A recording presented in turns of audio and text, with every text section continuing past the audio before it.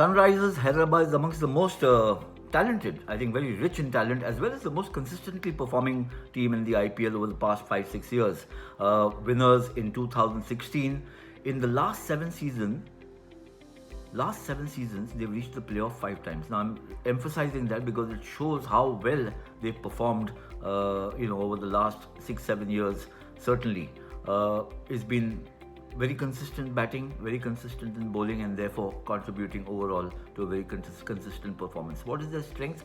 Very obviously David Warner, and then of course coming up soon, not far behind him, Kane Williamson. And I thought I'll just share with you, between them actually they've shared the orange cap, which is the highest number of runs as a batsman in succession. 2017 and 19 David Warner, 2018 Williamson. It shows you how well these two overseas players have performed for the Sunrisers Hyderabad. And in fact, David Warner has been quite a marvel. I mean, we all talk about De Villiers and Gale and Kohli and Rohit, etc., etc.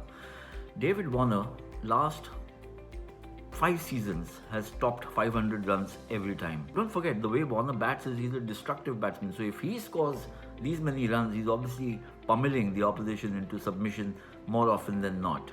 Now, what is their weakness? So the strength is obviously Warner and Williamson. What is their weakness in the batting? Let's not forget that.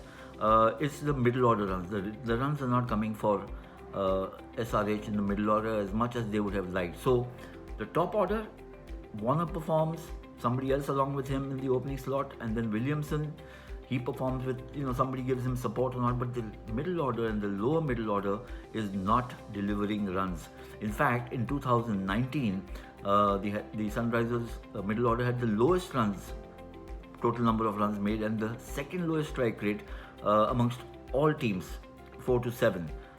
So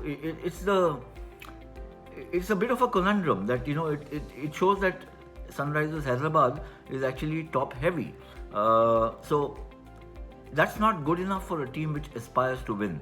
To finish at the bottom of this chart, where the lower middle order and the lower middle order, how they fare, if you finish bottom of that, it shows also a lacuna. And that is something that they need to shore up. Now, where is the opportunity coming for the SRH in this SWOT analysis that I'm doing? It's a good opportunity for them to prove their class. Now, for their pace bowlers to prove their class. Why am I saying that? Because they've taken the most number of wickets amongst all teams since IPL 2016, the pace bowlers.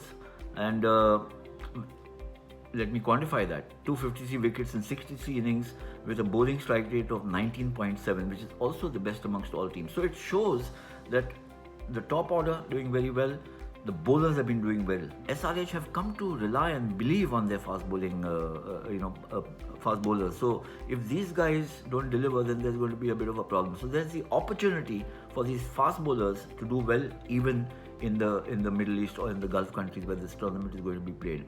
And what is the threat, therefore, to this franchise? Well, clearly, playing in the UAE is new and unknown territory for most of the members of this franchise.